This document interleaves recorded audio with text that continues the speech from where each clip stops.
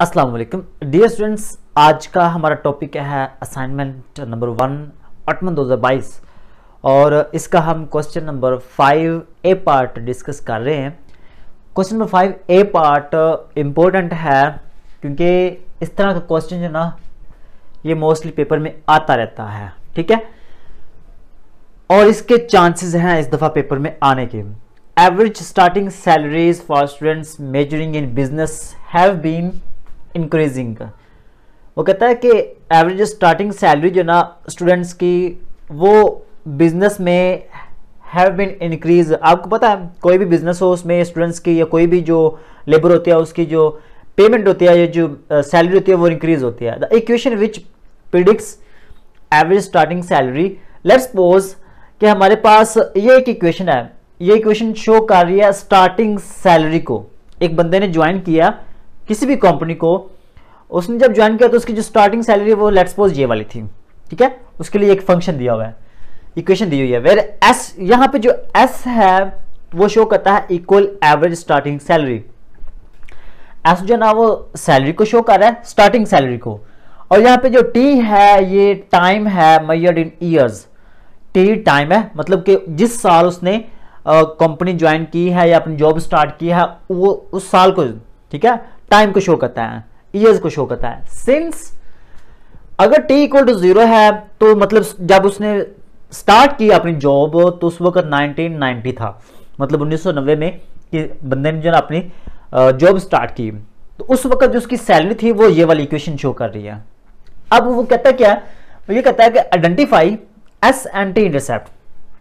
S and T intercept तो मैं आप लोगों को बता दूं, इंटरसेप्ट वाला अगर क्वेश्चन आ जाए ना तो आपने बगैर सोचे समझे इसको आसानी के साथ सॉल्व कर लेना। याद रखना है इंटरसेप्ट्स, इंटरसेप्ट्स यहां पे बड़ा आसान है, ठीक है। जब आपसे कहा जाए एस इंटरसेप्ट, क्या एस इंटरसेप्ट्स, तो फिर आपने क्या करना है, फिर आपने करना यह है put T equal to 0, put T equal to 0। जब आपसे कहा जाए एस इंटरसेप्ट तो फिर आपने टी इक्वल टू 0, और लेकिन जब आपसे कहा जाए टी इंटरसेप्ट्स, ठीक है, टी इंटरसेप्ट्स, तो फिर आपने क्या करना है, फिर आपने एस इक्वल टू 0 लेना है। ओके, बस ये थोड़ा सा मुश्किल नहीं, बड़ा ही सिंपल क्वेश्चन है ये वाला। अब यहां पे उस इक्वेशन में आपने क्या करना है, एस इक्वल टू 20,250 जमा 1,050 और टी की जगह पे हमने क्या लिखना है 0, क्योंकि यहाँ पे टी इक्वल टू 0 है। तो जब ये सारा 0 हो जाएगा बाकी हमारे पास ये रह जाएगा 20,250, ये एस की वैल्यू आ गई है, ठीक है। ये उसकी स्टार्टिंग सैलरी है, क्या है, स्टार्टिंग सैलरी। जब उसने टी इक्वल टू 0 था, जब उसने ज्वाइन की थी तो उस वक्त उसकी सैलरी कितनी है 20,250। ओके, जब टी इक्वल टू 0 था।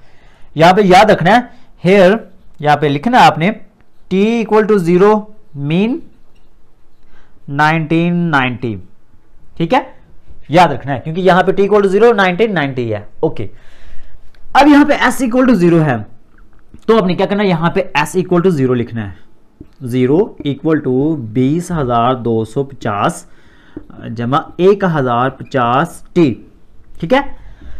अच्छा, अब आपने क्या करना है, ये 1,050 टी ये इस साइड पे लेंगे, लेफ्ट साइड पे, चाहे इसको लें चाहे इसको लें वो आपकी मर्जी है, ठीक है।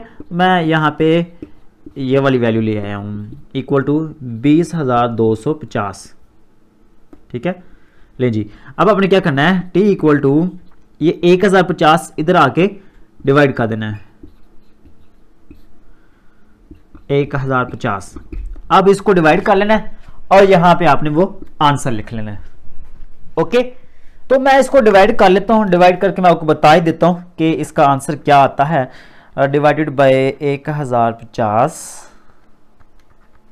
हाँ जी, तो ये आ गया 19 माइनस 19.285। अब ये यहां तक मर्जी लिख लें, 2 नंबर लिख लें या 3 लिख लें, वो आपकी अपनी मर्जी, आपकी अपनी चॉइस है। अच्छा, अब एक तो ये इंटरसेप्ट वाला क्वेश्चन हो गया। अब वो कहता है कि intercept these values where they are meaningful.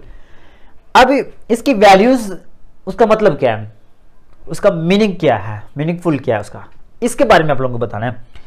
यहां पे आप लोगों ने बताना ये है, अगर t इक्वल टू 0 है तो हमारे पास ये वैल्यू है।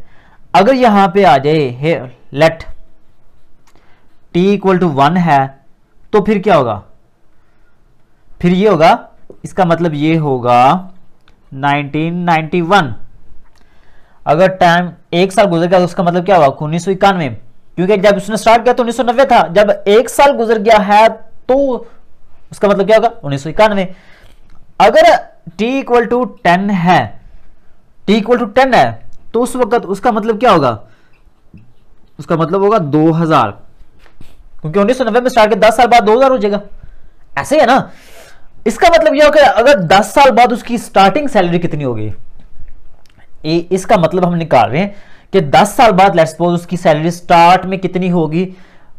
जब उसने स्टार्ट किया था तो उस वक्त तो उसकी स्टार्टिंग सैलरी 20,000 थी, लेकिन एक बंदे ने लेट्स सपोज ज्वाइन किया उस कंपनी को 2000 में, तो उसकी स्टार्टिंग सैलरी कितनी होगी, डिफरेंस तो आएगा ना।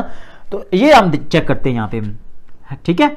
यहाँ पे एस इक्वल टू, ठीक है, और हमारे पास है 20,250 जमा 1050।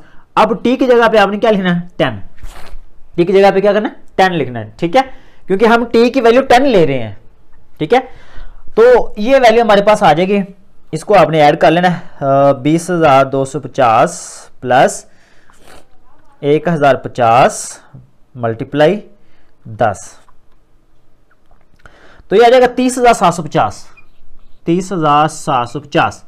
ये सैलरी है स्टार्टिंग। अगर जिस बंदे ने 2000 में स्टार्ट किया ना, 30,750 उसकी सैलरी होगी स्टार्टिंग में। लेकिन अगर आपसे कहा जाए यहां तक भी कर ले तो आपका क्वेश्चन बिल्कुल ठीक है, ठीक है, यहां तक आपका मकसद आपको पूरा हो गया, इसका मतलब आपको उसको पता चल जाएगा। लेकिन अगर आपसे कहा जाए लेट t इक्वल टू 20 ले लिया जाए, मतलब 2020 में उसकी स्टार्टिंग सैलरी कितनी होगी, तो सिंपल है, आपने क्या करना है 10 की जगह 20 लिख देना, ओके। तो यहां तक आई होप कि आप लोगों को इस क्वेश्चन की समझाई होगी और अच्छे तरीके से आप लोगों को समझाई होगी। आप लोगों से एक छोटी सी रिक्वेस्ट है, अगर चैनल पर न्यू है तो चैनल को सब्सक्राइब कर दें और साथ में लगे बेल आइकन को लाजमी प्रेस कर देना। मिलते हैं नेक्स्ट वीडियो के साथ, तब तक के लिए अल्लाह हाफिज।